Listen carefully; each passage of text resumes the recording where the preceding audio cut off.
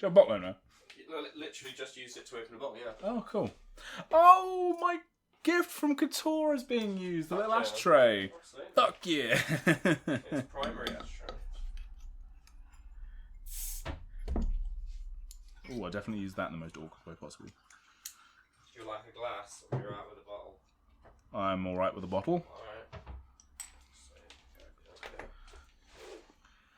Do you know what's really wild about my notes for this set? What's that? Is that looking back at them now, like, the way I've been doing it for the past few times that I've done the story synopsis, is that I can listen to it, but actually I'm quicker when I'm reading, weirdly, because I'm not doing it for dramatic effect. I'm sort of just kind of going through and voices in my head, and I'm more used to the voices in my head than the voices outside of my head. Absolutely, I agree. Do you know? Anyway, so I will read, like, as much as I think, right, that's a sentence worth of action just for the synopsis, right? Obviously there's much more detail in the thing, but I'll also, to the side of that, be writing my, like, thoughts and feelings notes. And this plane has turned me around. Like I said to you a minute ago, I was like, actually, I think they've done quite a good job on this. Once all the context falls into place. My first note is something like, God, this is just a bunch of needy, desperate bollocks from Wizards of the Coast. And then, like, one of my last notes is, oh, actually, they've done all right here. Wow, nice. Good, well, full circle. It's like, oh, come on, Andy, pick a lane. Like, It's almost like you shouldn't have preconceptions. what about precognitions? Well, you weren't precognizant because you entirely changed your mind based on the evidence that followed after. What about pre-drinks?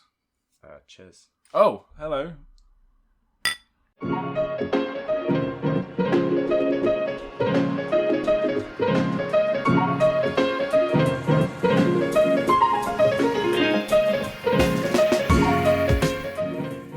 Welcome to Magic the Flavouring, the Magic the Gathering podcast, where we talk about all things magic for flavor design and lore. I'm your host, Andy Mann. Hello, this is Nathan Cancel. And it is time to get spooky with Duskmourn. Oh, Ghostbusters. Yeah. I was like, what tune is he doing there? Of all the scary ones, that's the best one I could come up with. I like the Munsters theme tune. Do you know that one? Yes, groovy.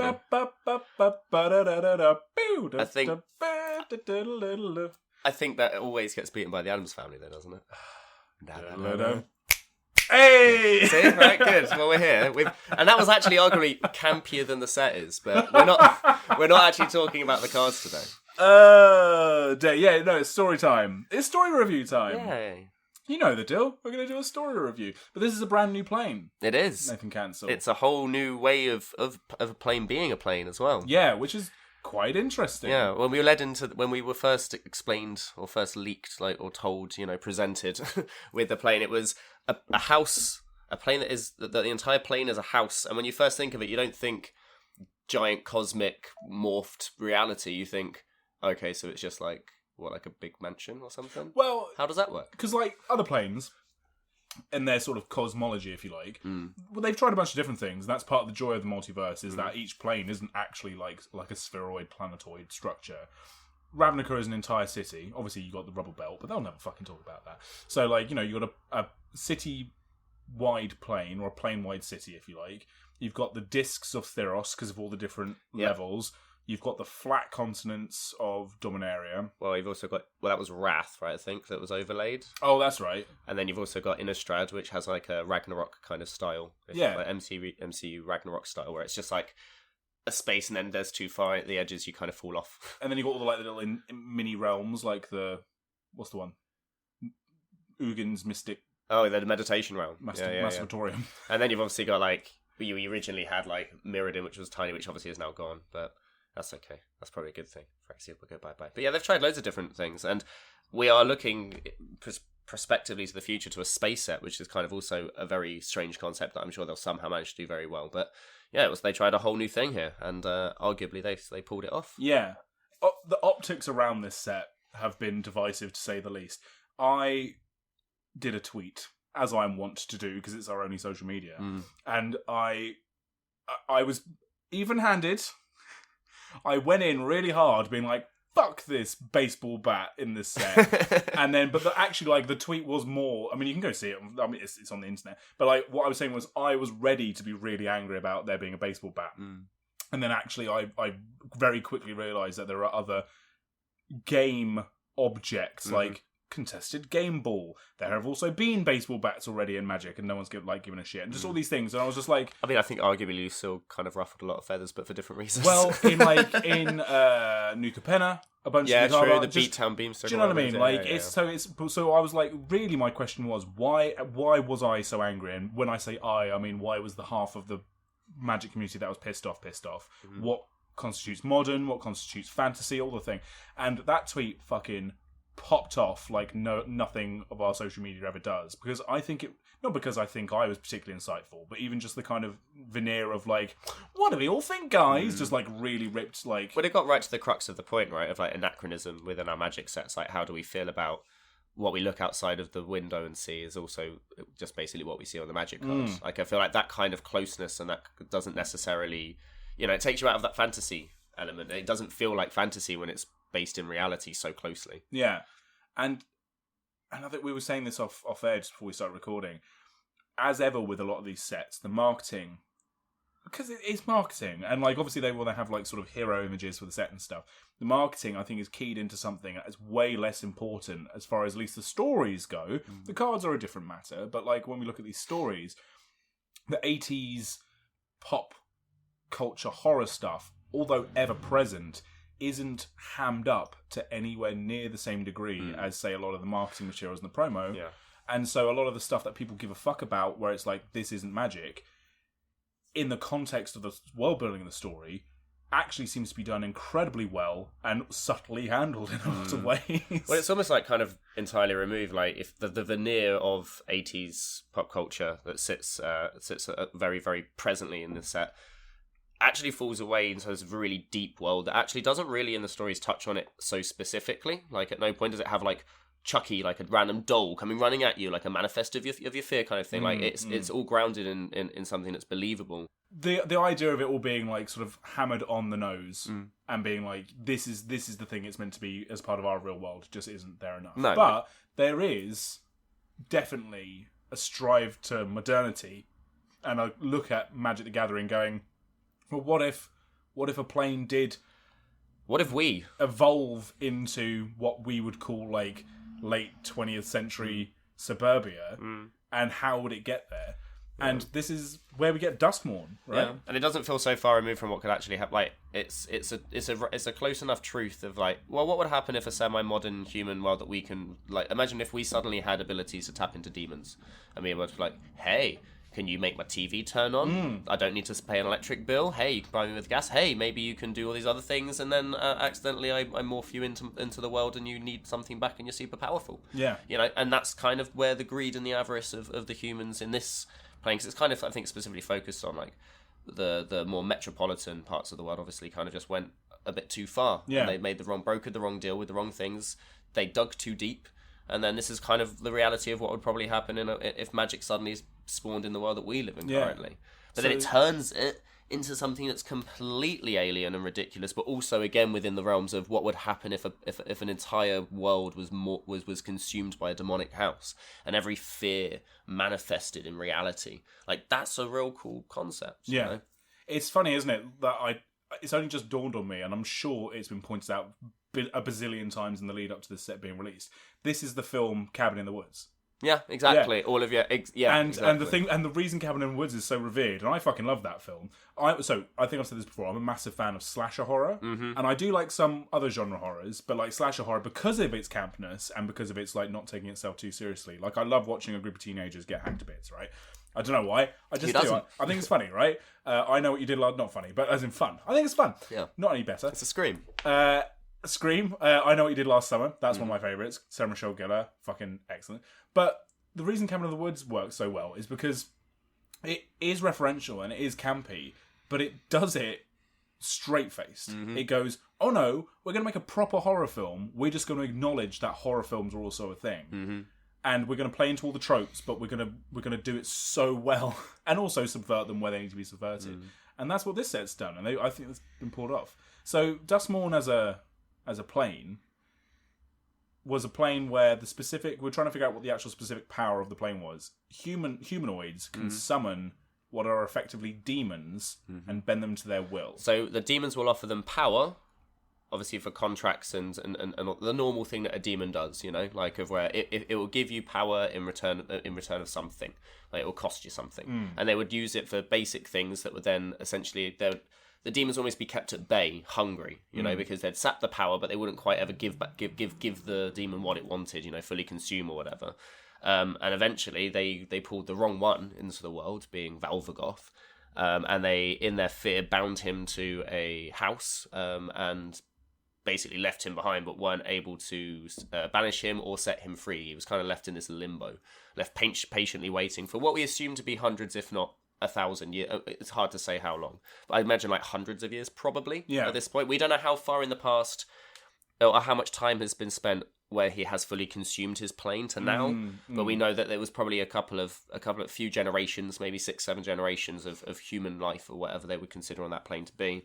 Some amount of hundreds of years that the Valvagoth kind of developed from sitting in this house to being given the right situation, the right ritual, the right person to come and fulfill the rite of four souls, and that gives him enough power to then expand, and from there we see, again, God knows how long afterwards, the result of his expansion, which is eventually taking over absolutely everything to the point of where he even swallows the two suns. Yeah. Duskmourn had two suns. Which is insane when you say it like he swallowed two suns, fully enveloped them and made them within. That's why, you know, you can turn around like, well, how is there sunlight within? It's like, because he has two suns. Yeah, because he is the light. Yeah, he literally has I think there's a line in the story which he talks about, like, I brought you into the darkness where I was the only light. And you're like fucking hardcore. Like, Jesus. And then the third aspect of the plane, so you have this like dark void realm, which obviously is now all within. Like, the idea is that the house has consumed the entire plane, including the void, which is why all this demonic power still sits within him. There is the spirit realm, which now sits as this kind of very, very thin shell at the edge of the plane, where it couldn't obviously be forced into the blind eternities, but it doesn't exist within the plane. So this is where these spirits and things come from, and it just creates this really cool idea that the house is still trying to push into the multiverse. And obviously the scariest thing about that is right now the multiverse has become very accessible. By the end of the story, even by artificial omen path creating. So like the implication of being able to have everyone being able to travel the multiverse by natural design or by now, you know, choice and human effort, or, you know, sentient like effort, like doing it through science and stuff. It's really dangerous, and it sets him up by the end to be this kind of real big bad. And that's kind of really cool. It feels like really ominous. It's another kind of Emrakul level threat that even has reverence of other Emrakul level threats. It sits so well within the canon for being something that's so weird and alien. And again, the implication is kind of crazy when we get to the end. You'll see what could happen. What could happen? Yeah, is it? We'll do that. I'll do the story breakdown in a minute. Buckle up for that. I was like, it's going to be short, super short. Go into a house, they fight a demon, they fuck off, and it's going to be like 10-20 minutes long. Because there's some of it is like, oh, they run through a doorway and that's the story. The other one is like so granular. But like going through the story, you sort of think like, oh, okay, cool. It's a demon, and we've got the coin empire as a thing, and Jace is running around with loot, and like these are the storylines that are going on. Everyone's kind of healing after having all the sparks ripped out, and you know, Phyrexian invasion, blah blah blah. And like, if we sort of take Murders at Karloff Manor, Outlaws of Thunder Junction, Bloomburrow, there have been a few sets now in between Phyrexia and now, right? Yeah. But it's still not long enough to then just immediately go, oh, by the way, this thing's eating the multiverse. Yeah. And it's like, hang on, what the fuck? Like, calm down. And all these poor characters, we'll see as we go through it, they're just so fucking traumatized, and they're still being traumatized.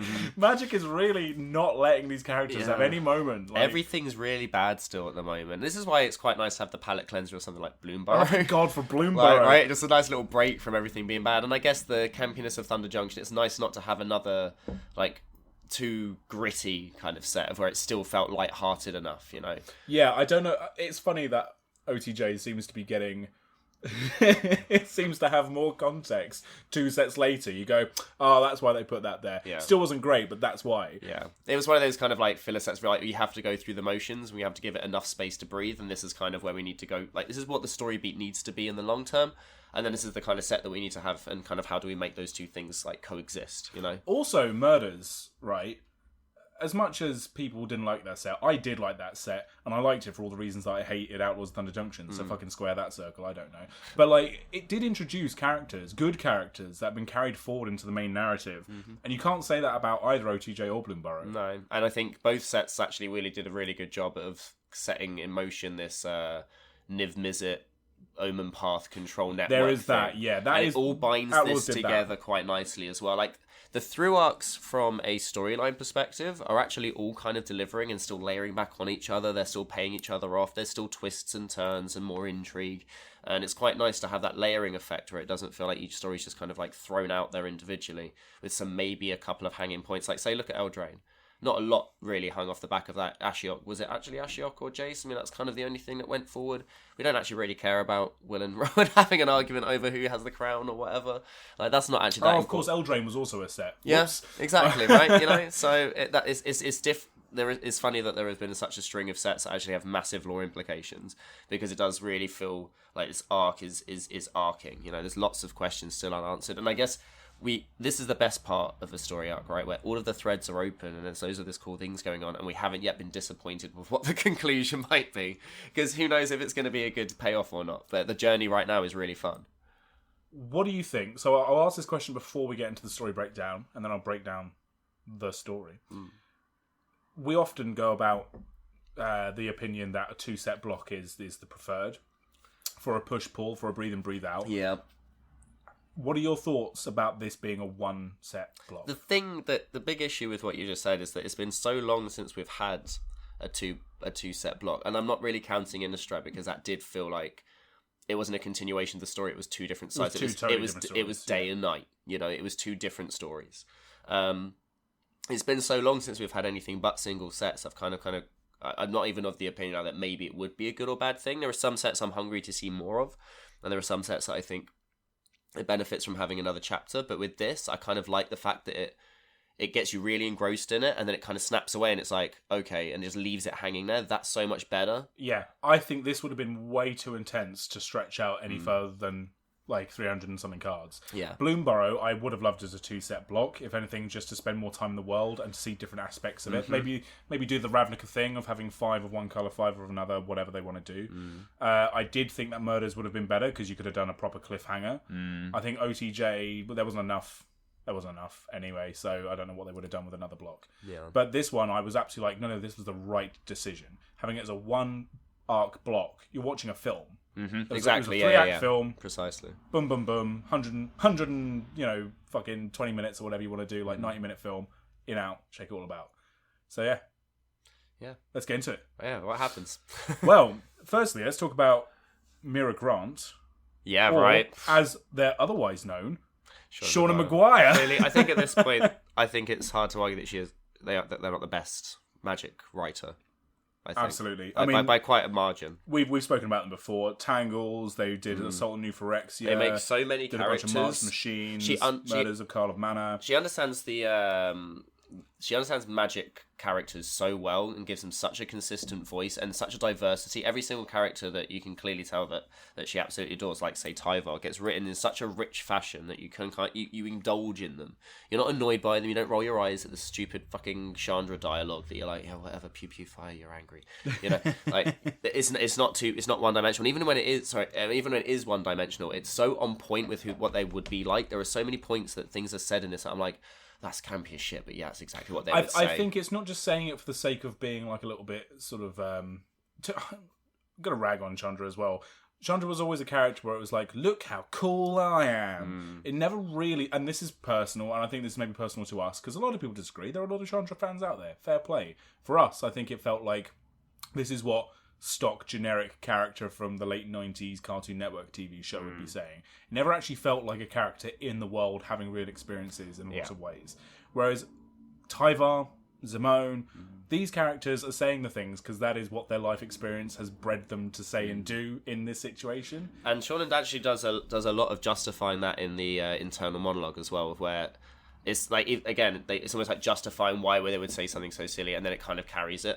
And there are just some points in this which you're just like, you've nailed this character to a T. It's great to see. Right, without further ado, 21 minutes in, baby. Let's get into some stories. So, there's a little bit of a prologue. The prologue is in episode 1, so I guess it's not a proper prologue. We've got 6 main stories and a bunch of side stories. There is a side story that does act as like a little prologue-y thing aside from the prologue. Prologue. Prologue. We're not going to talk about those, but you should go read them. They're great. They add a lot of context. Anyway, episode 1. Don't go through the door. So, we open with a prologue on a new plane. Some time ago, in a surprisingly modern-looking suburb that exists within, with a hint of magic, a young girl is moving into an old house with her family. As she enters, it senses her presence, and the presence that she feels sensing her seems to be patient. Bum bum bum. Waiting. Valgavoth. If you don't know, you should probably read the stories by now. We jump back to magic now.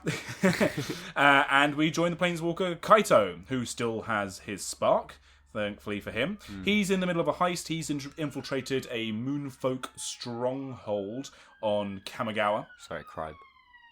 Oh, there's a lot of them. Oh, not crime. This is now... Oh, no, there is also crime. There's crime and injury. And injury. That's being helped. Both. Fantastic. Thank you. And no one's moving out their way. Nope, everyone's just stuck. So Kaito is in the Moonfolk floating city of Oswara.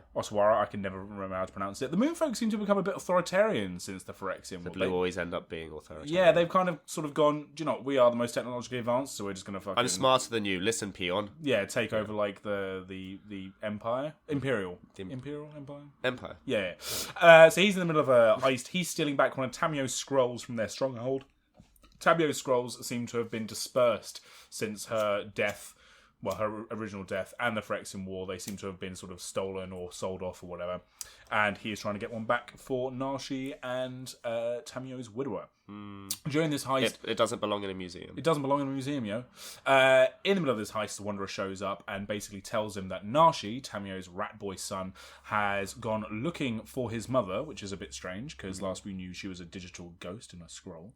Digital ghosts, digital monsters. And Nashi has gone through a red wooden, definitely not an omen path, which is fucking weird, door. There's a whole different way of travelling through the multiverse. That's great. That can only mean good things. Yeah, so he's gone off through this door. The Wanderer, who feels responsible for Tamio's death, because like she literally killed them,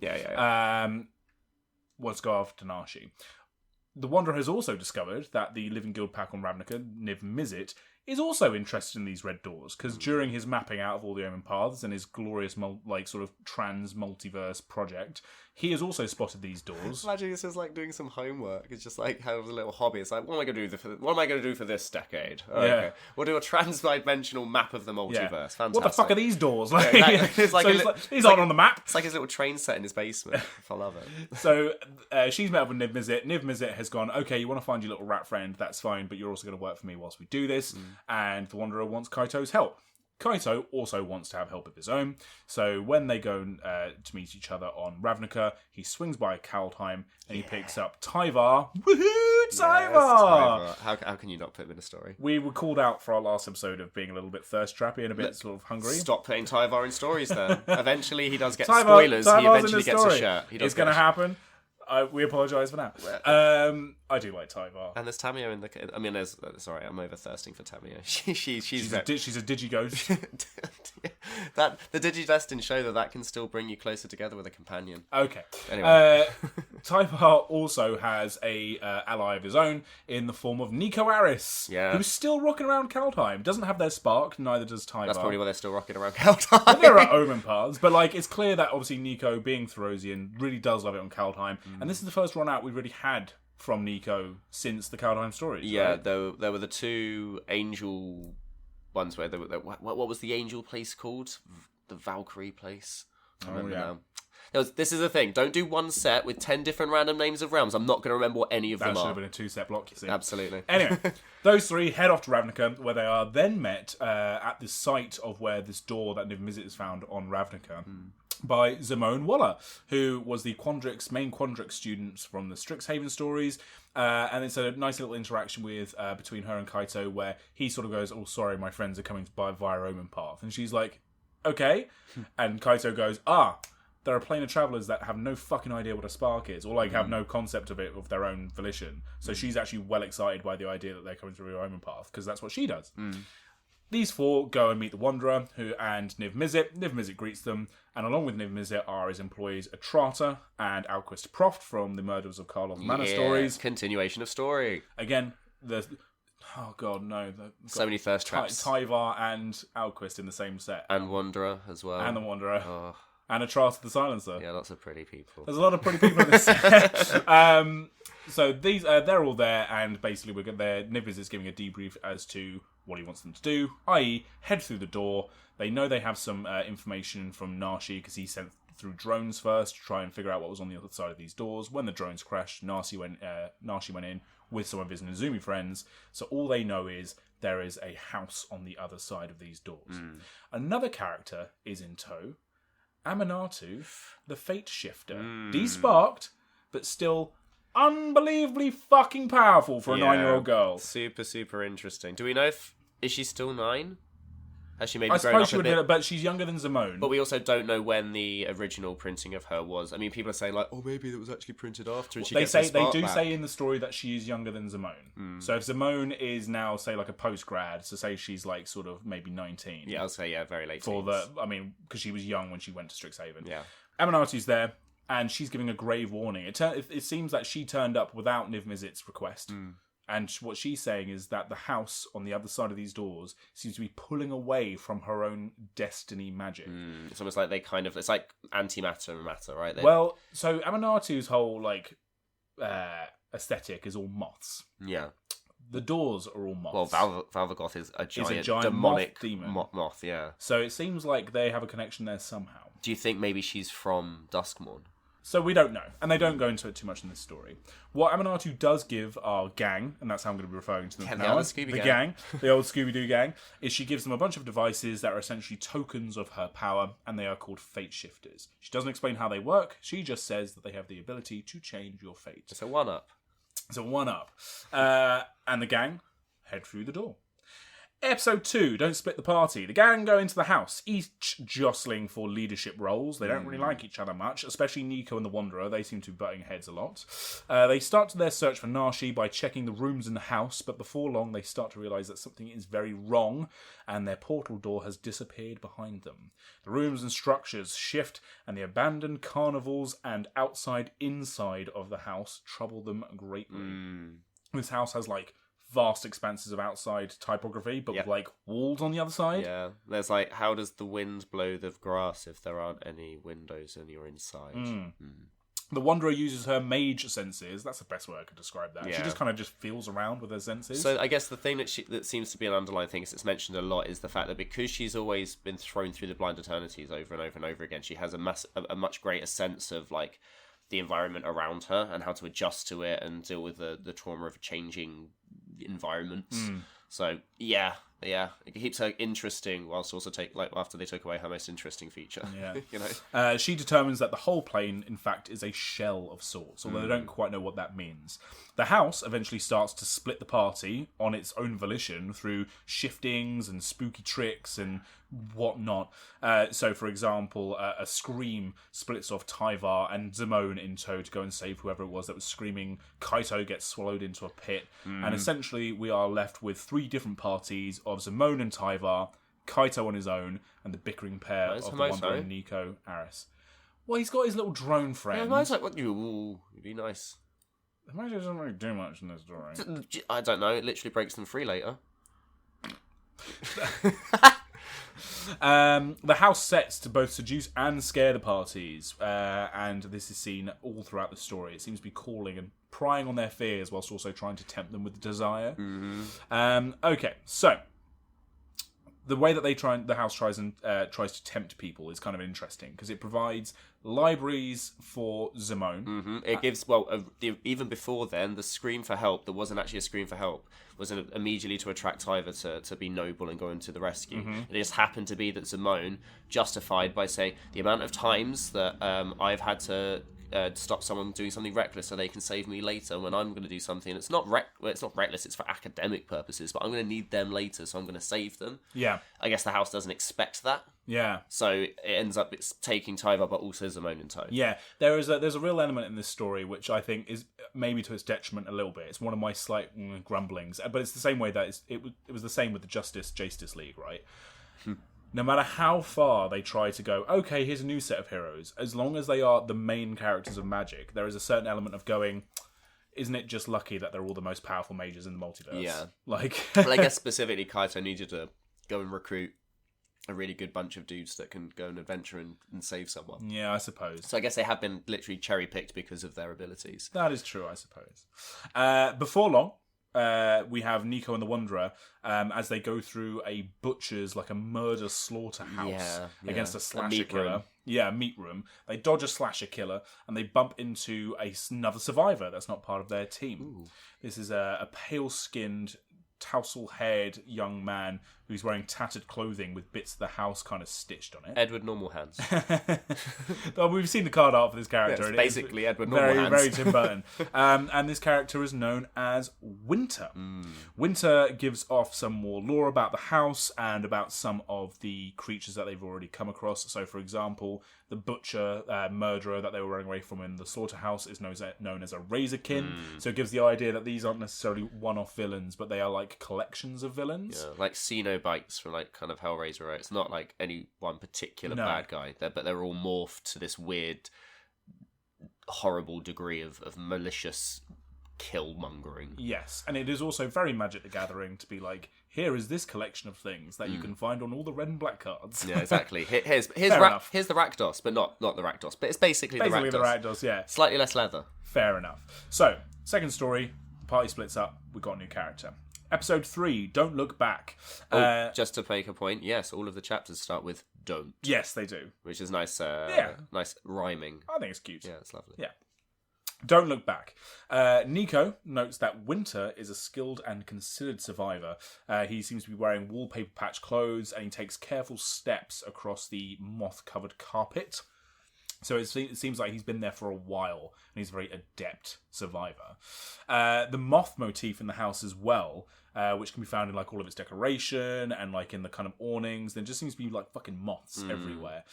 Also seems to be becoming more and more prevalent the further they go into the house and signifies some sort of importance that's not quite clear enough. As we've discussed, Valgamoth himself is a big moth demon. Winter explains that the house itself seems to hunt survivors, so rather than the individual creatures, they seem to be manifestations of the house. And also that the house draws on prey from other planes through the portal doors. So that's what we're seeing. Those doors are the house trying to literally open its doors for new survivors. So the initially, before the Omen Path scenario, Valvagoth essentially it was like almost like a pulsing kind of thing of a push on the multiverse, create all of these connections, lure some more people in, and then have to go into hibernation again. The problem now is that all of these Omen Paths are connecting to him without him having to put any effort in. So he's got all of his normal, natural expansion, but then he's being fed artificially through the Omen Pass, which allows him to then spread even further with even more of his own spreading. And we even get to a room at some point, which obviously we're going to talk about soon, but where he's almost specifically kind of going, well, these are the different places I have next on my menu. Yeah. And absorbing people in with knowledge of these planes allows him to then find these planes, which is very scary. Winter also expands on the idea that the house can assimilate survivors and turn them into horrors. So the Razorkin are actually survivors that have been caught by other Razorkin and then turned into butchers. Which kind of, I think, is a nice idea. It turns them less into, like, this is the horror, this is fucking Leatherface, and this is the Cenobite. More just like they're, like, abominations of fear, which is kind of cool. Glimmers are also explained. These are small manifestations of a survivor's hopes and dreams. For example, the Wanderer's Glimmer is a small representation of Kyodai, the dragon of Kamigawa. The Wanderer, in turn, explains to Winter about their search for Nashi, and after much back and forthing, Winter agrees to help the gang brave Duskmourn. Kaito and his raccoon drone Himoto, see, I did note it down, find themselves in a pit after being separated from the group, and he emerges to find himself, go on. The moment that's very much a call to when Loki gets put in a portal and falls for 30 minutes. It's like almost the exact Oh, scene. yes, yeah. And he even says at one point, it's like, it's almost a humorous amount of time spent falling. Like, it gets to a point where it's just kind of funny that they haven't... Because he's like, there's no way by any normal means that I could have been falling for this much distance. This is obviously just some kind of ruse that the house has managed to manifest physically. Yeah. Which is kind of funny. I love that idea. Terrifying concept. Yeah, awful. He emerges from this pit and he finds himself in a dark, dank forest which is drenched in mist. The forest is then suddenly set upon as a dragon flies overhead and sets the whole forest on fire. Though Kaito realises that this is simply a memory that the house is presenting. So pause. So the plane otherwise doesn't seem like the kind of thing that would, in this, like, when we first see it in the prologue of this, like, modernish kind of semi-magic, it doesn't feel like there are dragons in that kind of plane. And the fact that he specifically says memory, how far back is this memory? And then are we actually getting a hint that Tarkir timey-wimey shit is still kind of happening? Because obviously Dragonstorm is being a manifestation of Ugin's magic. We're probably tying into the dragon. I mean, this is the Dragonstorm arc, so why were there dragons? Why was it a memory specifically? Yeah, this is the only, other than Kyodai, which doesn't really count as a dragon because he's a kami. This is the only mention in this story of any dragon, and there's no touch point of it being a Tarkir dragon. No. There's and nothing. I think it even says there's more than one. Like, ends up spawning, like, it's almost again like a dragon storm. And if it happened deep in the past, what is the implication of that? Because it's not happening now. You know, so is there still some timey-wimey bullshit that's happening? The Dragonstorm mark is casting dragons across time or something? I don't know. It seems like a weird thing to put in the story if it didn't mean something only greater. Pops up here. Yeah. And it could have been anything else. This house can do anything. Why did you do dragons? Yeah. Yeah. So, the memory dissipates and Kaito finds himself in a dark hallway, and through the gloom comes, Jace Beleren. Punched in the face. Yeah, and then Kaito punches him in the face. Like, he's introduced by being punched in the face, and then we find out it's Jace. It's the last time Kaito and Jace see each other, it is during the whole issue with the Silex. The bring the ends moment. Yes, exactly. So they're not the best of friends. Nope. Go read those stories. They're fucking awesome. The two, however, do call a truce because there is a threat coming towards them. End of that little section. Tyvar and Zimone, meanwhile, search the house's library, and Zimone finds books all focused on quote-unquote bad magic and dark rituals. Obviously, her being a scholar, she recognises these kinds of... She's very quick at sort of discerning what kinds of magic is going through different books. Notably, this book is also almost like a not an encyclopedia, like, not a thesis, whatever. It's all about the house and its inhabitants. Like and a history. A history, exactly, yeah. They're soon attacked, however, by a bipedal spider ghoul. These are my descriptions of what these things are. How can it be a spider ghoul if it's only bipedal? Anyway, that when defeated, simply reconstitutes its body. So Tyvar and Zimone, being not as thick as shit as maybe Tyvar is presented as, decide to run. Probably a good idea. Well, do they run because they think it's a good idea, or do they run because Tyvar goes to fight it? Oh no, that's later. Never mind. Sorry, spiders. Yeah. Shit. Carry on. Something to note at this point as well. This was an interesting line.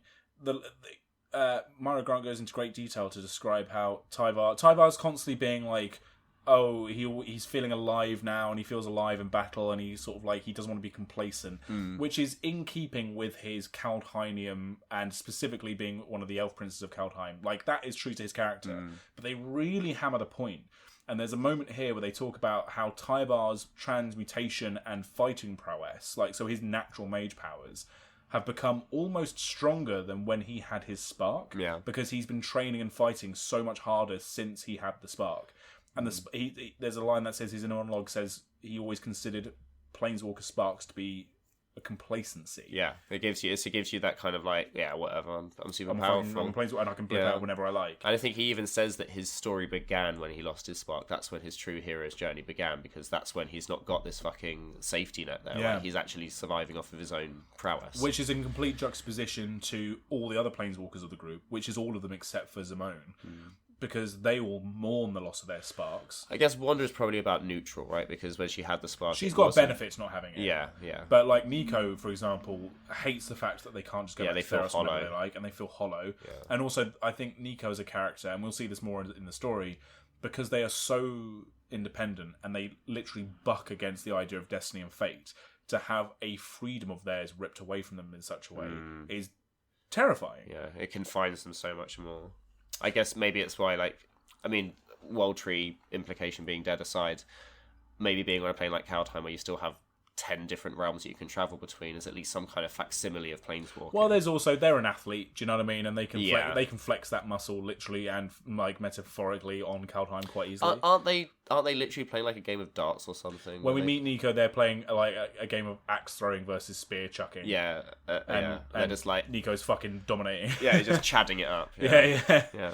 I fucking love Nico. I actually really like Nico. I feel like Nico here in these stories is a bit of a different character to where they were back when we saw them originally in Kaldheim, but I guess that's just called character progression, right? Also, they were only really interacting separate from the main story. Yes. Whereas now they're interacting with other characters, and we actually get to have that jostle, as you said earlier, this jostle of power. Like, they aren't a prince or an emperor, you know. Yeah. We've got an emperor and a prince here, and it's kind of, there's even a moment where Tyvar mentions that royalty speaks and the common folk listen. Yeah. And he goes kind of like, I can't really argue against that, but I don't really like it. It's Yeah. not really, you can't keep pulling the power play. But then, how do you then quantify the Emperor's hierarchy with Tyvar, considering they're both in positions of Well, what I like about state and Tyvar and power? the Wanderer is like they are both royalty on their own planes, but Tyvar is so in awe of like how awesome the Wanderer is at just being a cool warrior, badass. and a good leader. That he just goes, "Oh yeah, no, oh you're the leader. That's chill." Yeah, Like, I just want to punch things. Tyvar is so fucking pure. Yeah. Like, I literally just want to punch things. Everything is cool, man. Yeah.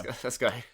it's all, that aspect of him is almost hotter than his rock hard abs. True. Almost. Episode 4. Don't give up. Winter, Wanderer, and Nico follow the dragon glimmer through the house until eventually they come to a hall of golden framed mirrors, which they have to battle a new foe. Glitch ghosts. Glitch goes. I hate this name. After the fight, the gang muse further on the house's origin and who built it. So I didn't spend long on the Glitch Ghost fight. They're geists that glitch. They literally do the Ghostbusters thing, but without It's a Ghostbusters without a thing. trap that they use their shard. And it's like, Yeah, okay, Nico can trap the ghost. Let's with go the shard. Yeah, got ya. which Winter is impressed Gotta by, and then catch you're like, them okay, all. whatever. Soon they come to a forest clearing. And also a nightmarish scene. This is one of my favourite kind of villains. I love sort of occult forest shit. 7 wicker cages that are placed around a bonfire and beset by dancing scarecrows. And inside the cages are Nashi, they finally found them, and was it 3 of his Nezumi brethren. Mm-hmm. The Wicker Folk, as these ones are called.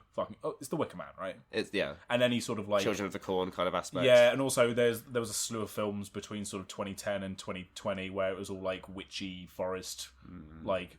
Well, shit. you got Blair Witch as well, kind of us. It's all that. Kind well, of they stuff. call it with Midsummer, which isn't quite this, but is sort of in some round. They call it, what is it? It's not country horror. What do they call it? Folk horror. There we go. You got it. So the Wicker Folk start to assimilate the Rat Folk when the Wanderer springs into battle, only to be immediately defeated and turned herself into a Wicker Folk, and then in turn snapped back to the actual reality as the death that she had was only a vision given to her by Aminatu's Fate Shifter. Yeah. So the way the Fate Shifters work is they, in your mind, let you play out the scenario which is about to occur, because it kind of jumps forward in time, and then goes, don't fucking do that. Yeah. And it gives you like a Prince of Persia Sands of Time It's rewind. literally Prince of Persia. Yeah, back to your decision so you can make a Though, different I choice. guess it's not literally, because otherwise it would play the events backwards, which would arguably be just as horrifying as them happening. Prince of Persia Sands of Time was a fucking great game. It was the moments of where you didn't quite reverse enough, and then you had to just keep reliving of falling down the same thing. So you smack all the way down, then all the way back up, and then all the way back down again. Excellent. Yeah, great. Cool. Nashi is now part of the gang because the Wanderer makes better decisions. They all attack the group of Wicker Folk together rather than the Wanderer just jumping in. They defeat the Wicker Folk with fire, caused by one of Winter's little tinderboxes, like little automatic tinderboxes that he's got on him. Wicker Folk run off. Now the Rat Gang is back with the gang. Nico does a really cool thing here of where they throw one of their shards through the cage. It envelops Nashi from within the cage and it goes out the other side because it goes through. That is so cool. Nico's ability is like sort of straight up busted. Well, there is a moment where it's expressed like the Wanderer doesn't know how much that magic can stretch and doesn't want to push the limit of it. There's probably a limit on how many they can contain. So I think at some point they have to like let them out. Or not. I don't know. We don't get told. We haven't been there yet. We then go back to Jace and Kaito, who are attacked by a nightmare creature, which is presented as a tentacled, gelatinous beast with a maw full of heads. And as Kaito distracts the beast with some fighty, Slashy. yeah, Jace uses his mind magic to quell the fear within the heads. Takes the dream away from the nightmare. Very cool line. Really cool. Doesn't make any sense. No, but doesn't Very does any cool of this. line. And also, it's like, I think, even removing from any sort of lore or stories, when you look at the cards, I know this is a debate you and I have had since day dot of us playing Magic together. When you look at it and goes, what's the difference between a horror and a nightmare? Right. What makes a horror? I guess the idea is that nightmare's dream. Yeah, fair enough. Yeah, fair do. After surviving, Jace explains that his family, i.e. Lute and Vraska, are in the house, and the pair continue in truce to find them. Remember that? What a fucking muppet, by the way. Like, how would you stumble into Duskmourn? You've literally got a map of the multiverse that can tell you this place no good, bad, turn around, don't go there, and went, I'll take literally the most important thing in the multiverse in my mind, because just that's how Jace thinks of it, and I'm just going to marry on, go into Duskmourn with someone who can't get out very easily, and again, the most precious thing in the multiverse. Are you dumb?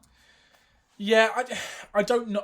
Obviously they have to put it here again, a little bit like the dragon thing. They have to keep sowing the little seeds of this storyline they're pushing through, and it arguably feels more forced than the dragons. Oddly enough, it just feels like why are they here? Why?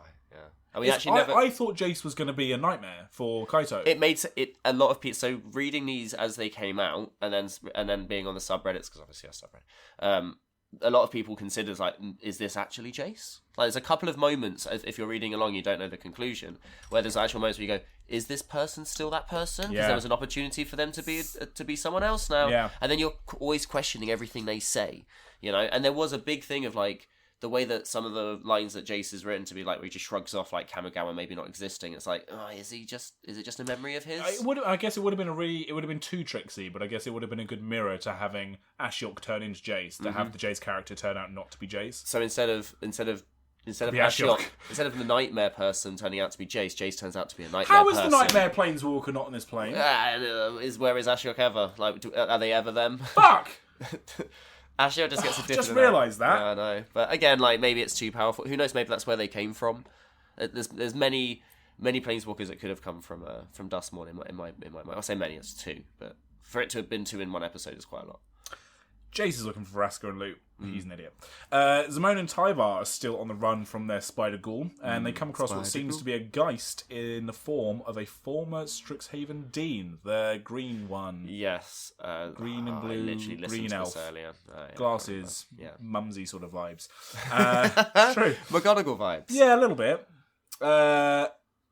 They proceed to berate and taunt Zamone, pushing on her fears of physical inadequacy and the horrors she saw during the Phyrexian invasion. So a little pin again. Zamone is a young child, maybe a teenager at this point. She lives in a world full of like super muscly elf princes and even Prismari orcs who can like rip books apart and shit. And although she's a genius, she's still quite a slight thing. And she has to deal with the fact that during the Phyrexian invasion, her and her friends had to fight literal demons in the form of their old deans. Yeah. Not great. No, trauma. Bit of trauma going on, Yeah. and a bit of like justifiable, like, what the fuck am I doing here? Yeah. One of her friends is a Loxodon. They're pretty fucking strong, do you know what I mean? Mm-hmm. Yeah. Tyvar attacks the Geist because he recognises it for what it is, but he himself is saved by Amanatu's Fate Shifter. Using a new approach, Tyvar transmutes, because remember that he's actually a mage who can, like, transmute his body into shit. It's almost like he's got the exact ability that Valvagoth has. What's the oh my god, I'm not good with the name. There's a Hulk villain that is. It's his father. I can't remember what it's called though. But in the Incredible Hulk film with the Ang Lee film, but in the comics he's also with Eric Banner. And it's People in the comments will know. We don't ever get comments. We're on YouTube now. We can get comments. He uses his transmutation power to incorporate himself and Zamone into the house. So, like, he touches the wallpaper, his arms become wallpaper. They get to touch the carpet, they become carpet.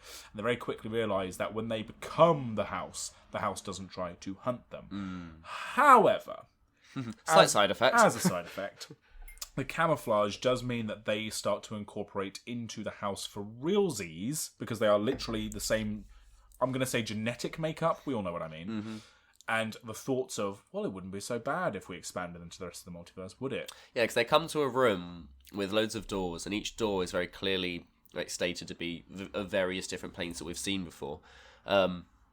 oddly enough, there was also a Zendikar, isn't it? That's blocked off. Yeah. It's considered to be like dangerous because it's so powerful, and I guess it's also a home of all the hedrons. Yeah. So it's kind of like, it's almost like the house has opinions, like ratings of the different planes of like, yeah. of like, oh, do I go there this Gold year? Meadow, Yeah. fucking easy, mate. Right. So and then as they're viewing them, and this and the plane's hunger, which they recognize very quickly, as to, oh, wouldn't it be good though to tear apart the multiverse and feed on all the juicy bits? Equilor, not going there. No, it's too far. Fucking scary. It's also fucking too fucking scary. far, man. Like, I can't go all that distance. That's like Australia. Pyrulia, don't understand it, not touching it. We could do We could do an episode where we're like, let's devil's advocate for Valgor. Yeah. Rate it. Like, we're actually giving him travel agent advice. There we go. Good, perfect. Give him a package holiday. Okay, like, we could do this.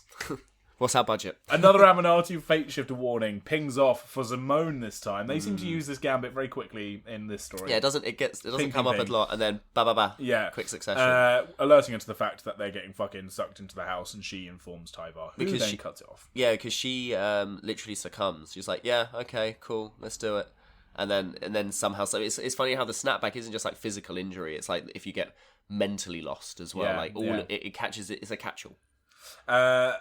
So, Nashi, the Wanderer, and Winter, and Nico, God, there are so many characters in this story, walk through the house, and we find that Winter is not, in fact, a native of Duskmourn. He was also sucked in with another survivor friend of his. Which, weirdly enough, spoilers to one of the side stories, if you read the one of the Children of the Carnival, where you know that all of the people are named after things that existed before that but don't exist anymore, Winter being a season that doesn't exist in Duskmourn because seasons don't happen anymore in Duskmourn, you would know that, actually, no, he is a denizen of Duskmourn. Yeah, it's a bit weird. But you have to have paid attention to the side story.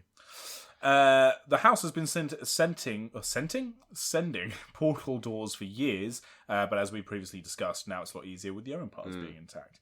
Nashi's single-mindedness about him finding Tamio's Digi-Scroll is fully realised also. Digighost, Digi-Scroll, digital monsters. Yeah, it plays in my head every time. Dear. So, obviously, Nashi's got a little bit of trauma going on as well. We're all traumatized in this story. Yeah, he lost his mum like twice, maybe three times Jesus. at this point. She's died a lot. Yeah.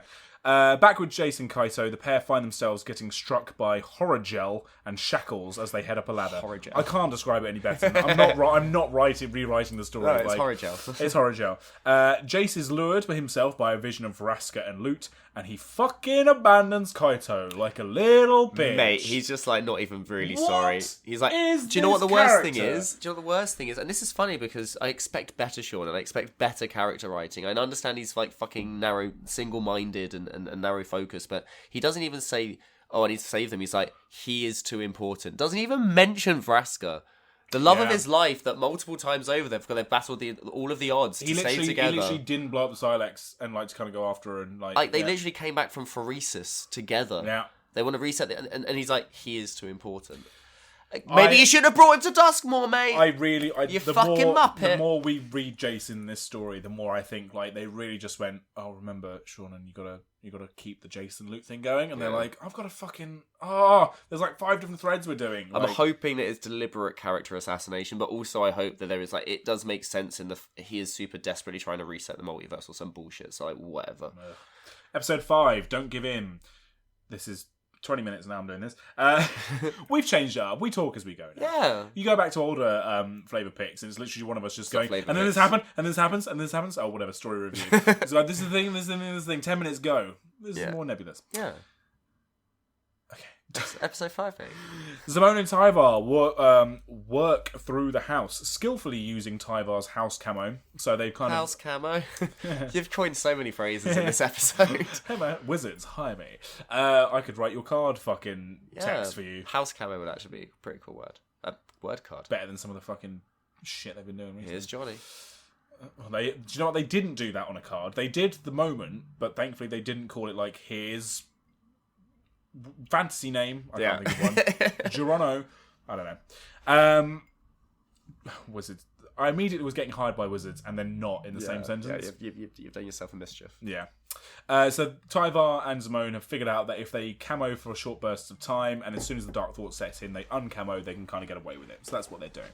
They come to a house where there is to a room where a young girl who Zimone recognises as a younger version of a lady seen in other house portraits, is residing. Her name is Marina Vandrell. What a name. And is in fact the girl that we saw in the mini prologue at the start of episode 1. Yeah, notably with the parents' faces being scratched out. The parents' faces have been scratched out on her portraits, and she is presented as being a young girl, sort of like, I think like pre 13, 14? I'd say, yeah. I'd say, yeah. Younger than Zimone, I think they also say. They Middle- use Zimone as a middle benchmark school. a lot. So, this girl does not seem to be able to be harmed by the house, even though the house is somewhat trying.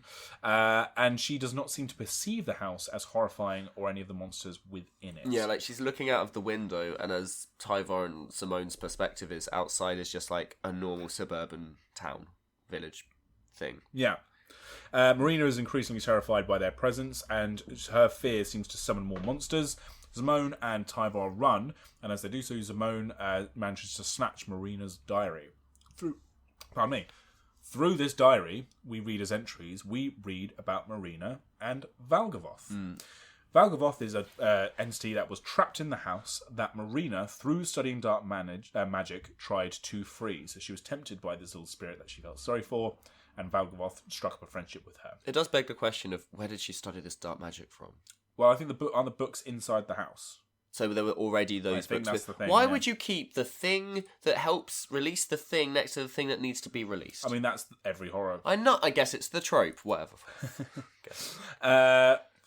Val's anger at being trapped is too dangerous, and Marina recognised it. However, after being bullied at school, she lures the bullies back to the house and feeds them to Valgavoth. Yeah, not the best. Not the best. That was a life decision that she should have picked the other option. Yeah, you kind Turn of the other cheek. It tries to go into and kind of make her sympathetic to a degree. Of like she didn't know this was going to happen. Val just kind of said he was going to scare them. Also, calling Valgavoth Val is just the cutest thing. I just imagine Valerie, like. How many bullies were there? Were there 4? 4. There were 4. Yeah. 4 is the magic number. 4 is the magic number. The right, was made, and yeah. With the 4 lives given to Valgavoth, they became stronger and led to what the situation is now. Yeah, mild expansion to begin with, which she just like goes, so the houses either side of us are gone and the house is a little bit bigger. And I'm like, how are you writing this shit so calmly? How are you like, maybe this wasn't the best idea? I mean, she is genuinely horrified at what she's done and she's really scared. And the thing that she does underpin is that she would let him free to kind of stop any further, but she's so concerned that there will be further damage to the world around because he's so angry and she doesn't want to release him. But obviously just in giving him four souls, that was enough to kind of expand within that own plane. And we do see in one of the side stories, I think it's called it's not called Bring the End, it's called Dead End. It kind of actually shows you the last days of the plane and gives you a little brief history of how his expansion goes from just being a house to being everything. We then come back to Nashi and the Winter Gang, as I'm for some reason calling them. Where am I? Oh yes, back with Nashi, Winter, etc. They travel through the outside areas of the house until happening upon a lair of the cult of Valgavoth. So they've been walking through, they've been avoiding all these creatures, and they come to a cave and a cavern, which Winter explains is full of these occultists. Now it's midsummer. Now it's midsummer, yes, it is very much. These are worshippers of Duskmourn and the house and the demon all as one entity. Nashi, hearing Tamio within the cultist's lair, makes a resolve to go on, and the others agree to follow him, including Winter, which is interesting, because Winter has been a bit of a bitch the entire time. Yeah, he's like, no, we shouldn't do this, and they're like, we're doing it. He's like, okay. Okay, fine. I tried. He also says an interesting line, which they pick up on, which he says, I kind of assumed we were going to run into them eventually, and they were like, well, why didn't we make planes to avoid them? And he just kind of went, well, they're everywhere. Yeah. And they kind of look at him and go, all right, and head into the cave. Before long, the group come upon a group of cultists, as you would expect, and also some captured survivors, and they are in the middle of a ritual. The cultists are all wearing, for what Duskmourn would consider to be fairly immaculate robes. They are clean. They are clean, which the survivors are very much not. Yeah, they make a point of saying they have the luxury of being able to be like well catered for and cared for, and actually have graces, which is concerning because why would you if you weren't that intrinsically tied to the plane itself? and they are all wearing robes and accoutrement that has kind of moth motifs as well, which is kind of a cool thing. I love occultist horror. This is why I liked a lot of the Shadows over Innistrad. I was going to say, I also really enjoyed Midnight Hunt over Crimson Veil because of that human. We spoke about it at the time. Folk horror aspect, the human horror of it. Yeah. What's the fucking cow thing? What the one that's just standing there in front of the oh, Flesh Taker. Flesh Taker. Yeah, that's not an okay card. Horrifying. Yeah, terrible. Love all of it. This is why films like Midsommar are so great. Yeah, there's no monsters in that film. No, it plays on very real horror that humans are horrible bastards. Yeah. Sick. After a failed attempt to interrupt the ritual, which it looks like the cultists are putting survivors into like moth chrysalises, it is revealed that Winter, is in fact in league with the cult, bastard, and has deliberately led the gang to them. After being captured, After being captured, the gang awake to find that the cult is using the Kami memory of Tamio, or the Digiscroll, if you will. To recount her stories of the multiverse, and therefore giving Valgavoth, or Valagovoth, or Volgavath, I keep writing it differently, the knowledge to expand into the multiverse. So Valgavoth obviously wants this knowledge. Yeah. Tamio has all the fucking knowledge. Yeah. And so they're using her Digiscroll. Which is arguably why we've also gone to all the planes that she's recently been involved in. When we return to Kaito, return to Kaito, who has managed to planeswalk away from his sort of precariousness on the ladder, and he is back in the relative safety of Ravnica. As he attempts to rejoin the gang on Duskmourn, he finds that he can't planeswalk, momentarily fearing that he's lost his spark, which is one of his greatest fears. But actually turns out it's the plane that's holding him back. Yeah. He then meets with Aminati, Proft, Atrata, and Niv Mizzet to debrief them on the situation, and Proft conjures a plan that revolves around a bit of the wooden ladder that Kaito managed to rip away from the plane. He has part of the plane. He has a literal part of the house in his hand. Yes. And Proft is interested. Again, playing a little bit fast and loose with the rules of planeswalking travel. Well, it specifically says, spoilers, they're going to show up later. It kind of specifically says that using Kaito's spark as like as a dynamo, say, and then the part of the house to link to it, and then profitability to project visual spaces, like physical spaces around, and because he can project, right? Like he does like a mind palace, yeah. So combining mind palace with spark with house, fast and loose, but somehow it works. Yeah, I would argue that wood is vegetation. I guess the idea is that it's not the wood itself, it's more that you've got a part of it, and all you need to do is bind from the part you've got to the other part of it, creating a space between, using the spark to travel across the blind eternities. That sounds exactly like the kind of bullshit that Vorthoses would say. Yeah. So I'm going to accept it. Thank you. Episode 6. We're almost there. Don't die.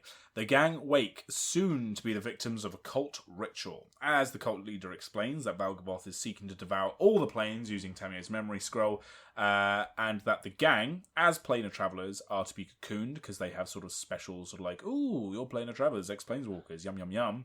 They're going to be in service to the demon for all time. Winter, asking for his betrayer's reward, is confronted by the Moth Demon himself as Valgavoth emerges. So I pictured it very much like the card art that we are presented with. It literally just kind of forms out of the walls around, and it becomes just something like this story ginormous. Really does well, and is a tribute to Sean Maguire, but is also a tribute again to the theming of this set. Is they really allow space just to go. The idea is it's meant to be magic-y. They really don't have to hammer down on like, well, this is how it works. They just go, it's a fucking weird house with a demon at its core, so deal with it. Exactly. And it works really well. Winter, in their deal with Val, was to bring 4 sacrifices in return for what he considers his heart's desire. So again, redoing the ritual that the young girl did previously. And also notably doing it this time with a bunch of planeswalkers that have travelled a bunch of places. Yes. Which is significantly stronger than just 4 random denizens of the plane. Notable as well is that in the sacrifices ritual this time, there are only 3 bodies. And it is revealed that the 4th was actually Winter's survivor partner, who he originally came to the plane with. He already started the process, and he just needed 3 more. It's also to note that the cult leader mentions that he's the father of forgotten her name already, Verena, whatever her name is, the teenage girl. Yeah. So they also have survived this entire time under the. Yeah, I guess it also brings up the question then of, I guess, as his power expanded after the consuming those 4 bullies, did his influence initially go to the mum and the dads? We've seen the dad, we haven't seen the mum. Do they have a part to play in the future as well? Very cool. As Winter moves towards his prize, which is a portal door out of Duskmourn, which is formed within Valgavoth's body. How is that going to end for you, mate?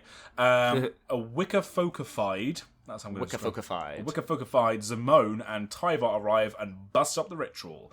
Now, all 3, after the ensuing battle, the gang defend themselves against the cult and the demon, with Winter being tripped by one of Nico's shards before they are able to escape. So Nico no get their prize. No, Winter. That almost sounded cool. Fucking hell, Andy. During the battle that has been ensuing, Nashi manages to reach Tamio's Digiscroll, and through it he realises that he cannot save the ghost of his mother. Yeah, apparently it's the only reason that she can survive is through the cultists projecting her through this box thing, and so she can't exist in the form that she is without the cultists. So there's no way for him to be able to take her, or for her to continue to exist without furthering their devices. So he needs to essentially let her go and let her die. She convinces him that her story needs to end, and she has none of her own stories left because they've been stripped by the cultists. Well, the only story she had left was of him and the love that she had for him, and that's what called across the multiverse to pull him in the first place. And they found, and she said that they wanted to take that story as well, but as soon as they did, she would have disintegrated and have lost any other. So that because it was at her core. It was her core. Yeah. Oh, it's closure. Yeah, good for Nashi. Still can't stand him, but good for him. A caring Nashi lets her go, and in doing so, her story ends. The gang battles on, with the cult of Valgavoth actually getting the upper hand with the demon. However, with Tamio freed and the Wanderer still a key part to play in their plan, the gang are saved from almost certain defeat at the hands of Valgavoth. So even with Tamio gone, the Wanderer still seems to be the key to Valgavoth going to almost any plane he wants to, because obviously she's bounced around so much in her time as a planeswalker that he's like, oh, I don't need the stories because I've got this one. Yeah, exactly. There's a fresh prize. As defeat is nearing, and Val claiming almost certain victory, Kaito's katana bursts through the demon's chest. It's like a white-blue light, which seems to be the magic of both the Azorius and Alcus Proft. So it's like very prescient, because it's mentioned a few times in the story. And through a Moth and Azorius-themed portal door, Kaito, Amanatu, and Proft are standing in the gateway. The gang escapes through the portal in the nick of time. The gang has escaped, but Valgavoth still has a worthy prize. He reaches up into the attic of his own house and pulls down a little fuzzy orange loot, which he glowers over and sort of proclaims that he still has a multiverse to travel. Yeah, he's not even actually... It's almost like he doesn't even really quite get what he's got in his hand. He's just like, whatever this is going to be sick. Yeah.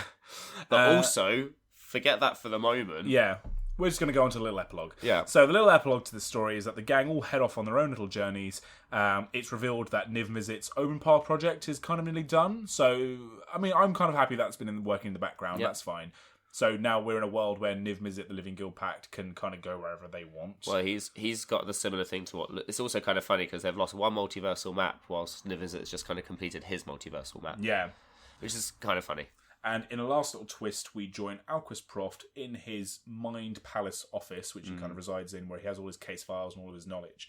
And he looks behind him to see that one of his walls has become mothified, and a doorway appears that, when opens, has nothing behind it, which gives him a little bit of a spook. Yeah. The end. It's kind of like Valgavoth, because he has a moment of where he looks over to Winter, because Winter's still alive, and he looks over and goes, okay, maybe you can still be useful to me. And then the next thing we see is him touching Alquist, because Alquist has experience of Duskmourn, and maybe that's all you need with his mind. But like you with your mind created a connection to Duskmourn, and sometimes the darkness whispers back. Yeah. Pretty good story, man. Yeah, right? Pretty fucking good. Yeah. I could have done without some of the trying to justify the monsters. what are they called? Fucking glitch ghosts. Glitch ghosts, Cellar Spawn, Razorkin. The only one I kind of liked were Wickerfolk because that just sounds magical. Yeah, the Razorkin felt a bit like, okay, cool, yeah, that somehow they still live forever as weird, spiky Vulture people. Well, the thing that that doesn't really get touched on much in the main story, that gets touched on a bunch in the side stories, is that the house, to sustain itself, needs to keep giving the survivors hope. Because if it doesn't, they don't sustain themselves, well, and then he runs out of thing, which really wasn't touched upon in these main ones. Yeah, like the idea is that it kind of it's a symbiotic relationship of where he has to cultivate the denizens within him to continue to feed off of them. So it's like a balance for him. And the reason why now, what's really interesting is, and you see it in, I think, Carnival of the Damned or whatever, there's a 2-part side story of where, because he's now getting fed through the Omen Pass, he no longer has to keep his own microcosm within him alive, so he's cannibalizing all of the safe zones that he has within him, because the safe zones almost kind of give life that he can then feed off of, and it keeps giving that life off, which is, again, really, really, really cool. Like, the idea that you need the self-sustaining aspect of it makes it feel more like some living thing. Like, it doesn't make it feel like an artificial construct. It actually kind of justifies the metaphysics. I've tried not to say that much this episode. So we've spoken, I think, as we've gone, as is our style now with these, we've kind of given thoughts as we go through the actual main story, and like we've already spoken a lot about some of the characters that are going on. Should we do a quick rundown of each character? How did we feel like they were represented? Yeah. So, Wanderer? Fine. There have been better Wanderer stories, but again, that's fine. I think the biggest issue we're going to find as we talk through all of these is it was a lot of split focus, and sometimes you just don't get enough of a person. And I feel like the power dynamic between her and Nico kind of was like, yeah, cool, I get it. They're both kind of playing off of this kind of like, I know better kind of thing. I'm trying to do my best in the situation and be strong-headed. I'm like, that's fine. There's not a lot of nuance to that. It doesn't really give me any more information about you as a character. I do miss the days with the Wanderer. And I don't know how you couldn't. It's unsustainable. Do you remember the first time we ever saw the Wanderer card? Yeah, and for ages we were like, "Who the fuck is this?" And they had more of like a sort of gunslingy couture look to them a little bit. Yeah, as well. like, it was the outfit was different. It gave me Afro Samurai vibes of this like kind of super mysterious figure that just kind of drifts in and out. I feel like maybe the hat's been taken off too many times now. Well, I feel like that it doesn't matter now that we have a person that we see and that speaks and has a backstory, and now we kind of know that the veil's been lifted. But they're still called the Wanderer. That annoys me. Well, because you can't. So the moniker, because of the Emperor status, you're not supposed to know their name. But when I'm writing synopses and I have to keep saying the Wanderer every fucking it's time. Quite nice that they have an in-world justification for why they don't change the name and still keep the intrigue. But they had a different reason to begin with, and then it almost like semi-justified itself with something that actually is like, oh, okay, yeah, makes sense. You can't have the name. So what would you call them otherwise? The Emperor. I know. You know, I'm just saying. You know, Nico. I liked Nico. Yeah. Good character progression. Yeah. Really badass skills. As I was gonna say, really cool abilities. Yeah. And also, I think a really good representation of a character that's not super bulky, smashy. No. That's still a really capable fighter without it just being like they were elegant and dance-like. Like, that always seems to be the trope. Yeah. It's like, no, they're a fucking athlete. No, they're just efficient. Like, everything just works for them. Yeah. Like, that's something that they don't really touch on much, and it would have been interesting to see more of the interaction between them and Amanatu, because Amanatu is a fate mage, and Nico specifically defies fate. And that's kind of an interesting, like, how does fatism work in the multiverse? Yeah, there's one line where Nico references that that's the thing. Yeah, and it's like, okay, cool, well, how do these conflicting, again, with, like, Clothis and things like that, you've got a god of destiny. How does that work in conjunction with Amanatu's fate magic? Like, is there a tangible thing known as fate? Is there destiny? You know, that's probably a question that with Amanatu will probably end up coming to if they try and do this a bit more abstract kind of style storytelling. I wouldn't mind Nico going forwards in Magic a lot more. Yeah, and again, it's really also, cool abilities. It's worth saying, it's just worth mentioning it again, very good representation, non-binary character. Yeah. Sick. Very good. Very, very not non-binary, Tyvar. Oh! Do you know, I think Tyvar was very well written. There are... Behold the power of math. Excellent line. Right. Well, also, the line before that, I actually did screenshot that one. I didn't screenshot many individual lines this time, but I did screenshot that one. Because that is the meme one that everyone keeps talking about. But it's the line before it from Zimone was, I was top of my class in theoretical combat math. Yeah. Sick. Great writing. I do hate the fact that, I mean, I don't mind math over maths, but... Americanization. Yeah. But, I mean, it's... Tyvar is interesting because I sort of feel like the first time we saw them in Kaldheim and the first representation of them on cards, they seemed much more like a fresh-faced, ripped, muscly, 20-something kind of surfer dude-esque. Like, hey, I'm just here for the party, I'm an elf prince. Yeah, he's an absolute Chad, yeah. Nowadays, I think he's much more of a ha-ha, fair maiden. Yeah, do you know what I mean? He's got way more. He's almost like more dramatic, shall I say? Like he's got more flair. He's got more. He's aplomb. like comic book Thor. Yeah, a little bit. Which I don't mind. No, I don't mind at all. But he's maybe not quite the surfer elf prince that I fell in love with. No, but I feel like we get enough of his POV as well that we kind of see, and he kind of justifies himself. And well, there's so much, and I think they really did well. By there, I mean the writer did really well this time around of having the character of Simone being the nerd, and the character of Tyvar being the jock, because they all fulfill their sort of horror roles, like, which I might talk about in a bit. If we don't have time, that's fine. But they are there. There's a lot of tropes going on. They don't spend too much time being like, oh, and Simone thought he was really stupid, but actually he's got his skills. They do it like once. Yeah. And then Simone gets it. And they're like, oh, yeah, no, well, obviously he's got benefit. Simone specifically says at one point, like, she apologises for, like, dumbing down to him. Like, he turns around and goes, we have camouflage on Kaldheim. Yeah. She's like, oh, I'm sorry, I'm just excited. She's just like, oh, yeah, he's not an idiot, remember. But, like, it's more of a check on herself by going, like, yes, I'm smarter, but that doesn't mean other people don't have life experience. Oh, yeah. And the line of, she's used to chasing after Prismari students, because although she keeps them from blowing themselves up, they keep her from like diving too deep into like dark magic and all this kind of whatever she's doing, you know. Yeah, I mean, I think good there's balance. There's also a moment where Tyvar says that like it's really frustrating because he knows that the house is bad, but why is it bad and how do we survive aren't things you can punch in the face. So it's kind of like he adapts. It's funny because for someone who has an ability of where they can adapt their body to be the things around them, he adapts to the things around him, even socially, which is kind of nice. Like he has nuance. He's not just super dumb himbo. Yeah, agreed. I like him. Simone. I like Simone. Simone was good. Do you know why? I'm going to get hate for this. I like Simone more than I like Quintorius. Oh yeah, I think she's way fresher. There's something kind of like, it's almost like the voice on the shoulder, because like she almost speaks from like a modern point of view. Like everything, like Strixhaven to me feels quite modern. In like the way they express themselves and things they talk and their awareness of things, like it feels very, very matter of fact. And I like her. I like Quandrix's magic. I think it's very cool. It's nice to have where science can still be magical. Yeah, there's no the idea of maths not being it's the thing that we always say about any like pick your media of a magical school. There are many where it's like when are they going to learn about like sex ed? Do you know what I mean? When they need to know numbers. Numbers still exist. So you know, it's all this kind of thing. But also, I feel like if you compare her to other Strixhaven characters, Quintorius is the only one that's had a lot of like legroom, really. Quint just sort of seemed a bit too good to be true. He's just a bit too pure all the time. Yeah. Whereas Simone has her failings, and it's clear to see what they are. And also, it doesn't as a game created by maths nerds, primarily played by maths nerds. Yeah, to have a maths nerd. And written by, you know, fantasy nerds. To have this character not just be like, oh, well, amongst all these jocks, I'm actually the super powerful one. Like, there's a humility there. There's an approachability to it. It's really, really, really cool to see. And again, I think it's a nice, fresh character to have in. It's nice to see again that kind of style of magic expressed a lot. I can't wait. Fuck the Gatewatch.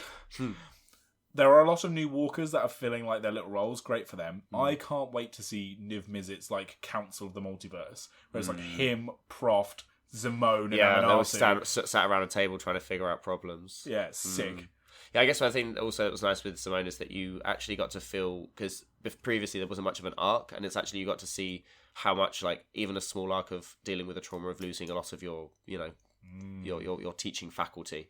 Like in the place that you've lived, like in your boarding school, you're like that's a very real and present thing that then got to be relapsed, and it kind of gave her some depth and some. It's a really good way to catch her up to other characters that we maybe know more about, because it gives us a real tangible thing to relate to. Agreed. Who's the last? Kaito. Maybe that's why he was the last, because probably had the most forgettable. He was most important. He had important situations to be in, essentially he was there to get the team together and then somehow bring Jason to the story. That's basically all he did. I don't think I've ever really warmed to Kaito, ever. No. And I think the reason is his whole shtick, his whole backstory, a little bit like Nashi's, but maybe not quite, is that he became a ninja because he was trying to find the Emperor and like to work his way into the underground to kind of get back into the Imperial good graces. He just seems to be a character where his whole backstory seems to be in relation to the Wandering Emperor, the Wanderer. And when you kind of really break it down, he should be like this really fucking badass ninja. But he doesn't really do anything stealthily. He still crashes in with a sword the same way everyone else does. Yeah, well, I guess it justifies it at the beginning of the fact he like broke into the Otawara Palace, and he's doing it. The thing that gets me about Kaito is that you're just told over and over again, seemingly, and it isn't like too on the nose, but he's just so noble. Everything he does is always in the right direct. Like he's the through and through good guy, which is kind of interesting considering he's black aligned because I don't see the black alignment very much. I don't see his selfishness, his ambition. I just see him always doing the right thing for usually the right reasons. He's a telepath, right? Yeah, so yeah, exactly. He's got like kinetic telepathy of where he can move things. Like, so he splits his sword into shurikens, they fly. Yeah, sorry, no, he's not a telepath. He's a telekinetic. He's telekinetic, yeah. Yeah. Whilst also being, super stealthy and having a tanuki that's a kami, yeah. Which again he doesn't fucking use. Well, yeah. Again, like he just always kind of does the right. And again, he feels like he was just there to bring the gang together, to have a little bit of a contact with the Wanderer. And there was some cute bits between them as well. Like that's nice and everything. But then also to bring Jace in, and of course he's probably the closest tie that Jace could have out of everyone that could be in there because he was the last person that was with him at the end. So it kind of all just had to kind of fit in together, and he does just end up feeling like he's there. He doesn't do a lot of otherwise. He even is the point of view that allows the dragons to come in. Every interesting kind of potential future arc somehow involved Kaito, but not in any interesting way. Yeah, I don't know how. I just don't feel like his position as being like sort of the new face card of Magic is earned. Yeah, I don't even think it is at all. I mean, at this point, I don't know who the leader of the group is. Which is maybe not a bad thing. No. I mean, Zamone definitely is like the geeky person, so they're not supposed to be the lead. But so the breakdown of this, as I see it, the breakdown of this group is you have Zamone, who's the nerd. You've got obviously these are broad generalizations. That's the point. Zamone's the nerd. Tyvar's the jock. Kaito is the awkward leader. Yeah. Which you have in a lot of these films. The Wanderer is a placement for the pixie dream girl who the awkward leader tries to get with, but doesn't quite have a full relationship with. But also is a badass and also is a badass in her own right. Like Daphne kind of situation. But yeah, you don't damsel per se. Yeah. She also could be an insert for the prom queen, but obviously the prom queen in a lot of these films is also a bit of an airhead, which she's not. Yeah, she's not. Unless you're looking at films like Cabin in the Woods, for example. And then Nico is the alt kid who has a stereotypical skill they are not a fan of. And I know that sounds really specific, but there are a lot of like 2000s films, like say like things like Mean Girls or Just Bring It, where there's always like, oh, the goth girl can't sing, and then she's fucking wicked. Yeah, they always end up coming out on top as well. Like, it's almost like the nerdy kid from Cabin in the Woods again, of where right at the end, and they're the ones, of course, that survive because they actually get it. Yeah, like they actually get it. So that is a trope that kind of goes through. There's always like the kind of alt friend where you're like, why would the high schoolers hang out with them? And you realise it's because they're actually a wicked quarterback, and you're like, oh, okay. And if you write it properly, none of those people are actually truly the main character. So maybe that's kind of a similar thing here. But I do feel like Kaito kind of falls in the background a little bit more. I found that his scenes weren't a lot, didn't give me a lot of him, whereas the other scenes for the other characters, I got more of them. I also just don't think and this sounds really, I mean, this is, I'm allowed to have this opinion. You can have any opinion. I don't like Kaito's design a lot of the time as well. Yeah. I like my ninjas being quite minimalist.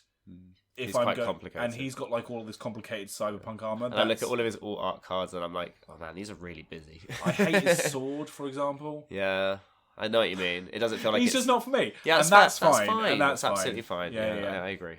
Who else did we really see? I mean, Aminati we didn't see a lot of. I feel like they're just kind of keeping these big name characters involved, which is nice. It makes everything feel more It makes it feel like a like multiverse. Nif when Mizzet isn't a villain. Nif Mizzet's just kind of doing that. Well, we thing. don't. I mean, he's not even. He just whatever he is doing will be for the good or for the bad, depending on the perspective you're coming at it from. And they just keep the breadth of the multiverse going by just keep having these characters involved without being like it's a cameo. It's like no, they're just genuinely being given the job by them, and it's all linked in, and everything's together. It's fine. Like there doesn't have to be this like hidden secrecy aspect to it. Now it's like everything's open. It's like everything's going on all at once. Yeah. How are we dealing with all of it? Because I think that is like one of the underlying, like once we get to the full stop of this set, is that this is yet another bad thing happening in the background of a bunch of other bad things happening that people are aware of. So what are we doing about all? And this is the main problem that then justifies Jace and Vraska going, well, we need to reset everything, because currently it's getting to a point of where everything's just going to get set on fire. So Bloomburrow, just kind of then zoom out, look at the wider story. Bloomburrow continued the Dragonstorm arc by having Colligan, but didn't necessarily do much for the Coin Empire other than having kind of Jace in the background. Well, could you imagine what happened to the Coin Empire if they landed in Bloomburrow? What happened? Well, they all turned into goats. Yeah. Oh yeah. Were there any goats? There weren't any goats. Why weren't there any goats? Because they wouldn't be Calamity Beasts or critters, would they? Yeah, you could critter up a goat. And this one, I guess, continues it more with the Coin Empire because Jace is actively a character and Loot is at the end. Well, Loot is lost to Valvagoth at the So end. What can Valvagoth do with Loot? Yeah, and then they also continue the Dragon arc. So yeah, some stuff going on. Yeah, well, I mean, yeah. Again, they try why they hint at it in the way that they do it by putting some random dragons in a memory. Cool. It's really cool. It's nice again to see that you can have this whole new thing starting. This whole new thing makes sense from now the Omen paths are happening. Why is this kicked up a gear? And it justifies all of it whilst also linking into all of the other threads that are still happening. Like they've just done a really good job of nestling it into the lore. Yeah, I'm very happy with it. As discussed probably in our preamble, I came full circle on this plane. I don't think I'm fully sold, and we can get into the flavor picks later next episode. But yeah, I guess that's it. Let us know what you thought of the story and the side stories indeed. Where do you think the Dragon arc's going? Where do you think the Coin Empire is going? When will we next see Valvagoth? Do we next randomly get a random story in like 6 months' time, and it's just from Valvagoth's point of view of like his next, like he's just woken up and now he's like has eyes on a specific place, and then boom, that's it. Or we just get one line where a character who's walking through the streets of like fucking Kamigawa just looks over and there's a red door and they go towards it. Something like that. Or on like a new plane. Let us know via our Twitter at MTFlavouring. That's flavouring with an O-U-R. O-U. Emails can go to mtflavouring@gmail.com. My personal Twitter is at AndyManface. Nathan's, yours is at Fox in the Moon. Find us wherever you find your podcasts, including YouTube and YouTube Music. Well done. Thank you for following me there. Tell a friend as well. I know we don't say that very often, but we're having another little resurgence of listeners, so please get involved. Yeah. And check out that thread which I mentioned where I talked about the baseball bat and contested game ball, if only because it's out the thread that I put out. It was then shared by quite a few people, but notably by Vorthos Mike and by Jay and Ellie of the Vorthos cast. And Jay's thread especially also exploded with people giving opinions because they've got a much wider reach. Yeah. So check out the benefit of our thread, Vorthos Mike's thread, and Jay's thread, because I think there's a lot of interesting ideas. And when we get to our Flavor Picks episode next, I will be referencing some of the categories of ideas directly, because I think they give a nice broad idea of what the thoughts and feelings and the problems are going on with this set.